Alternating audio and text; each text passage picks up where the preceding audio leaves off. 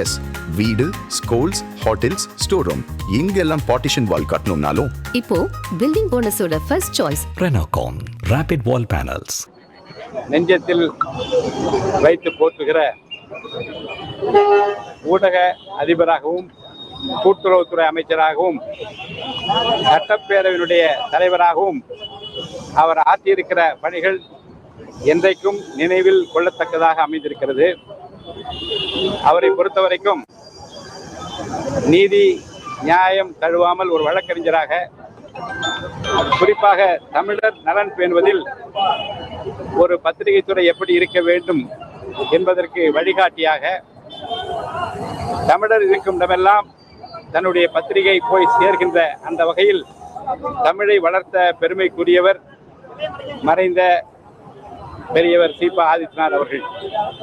தமிழர் தந்தை என்று நம் நெஞ்சத்திலே வைத்து போற்றுகிற அவருடைய நினைவை போற்றுகிற நாளில் தமிழக வெற்றி கழகத்தினுடைய தலைவர் அவர்களது ஆசியோடு பள்ளி கல்வித்துறை அமைச்சர் மாண்புமிகு ராஜ்மோகன் அவர்களும் நானும் இணைந்து நின்று அவருக்கு மரியாதை செலுத்துகின்ற விதத்தில் மாலை அணிவித்து அவர் நினைவை போற்றுகிற அந்த பணியை நிறைவு செய்திருக்கிறோம்.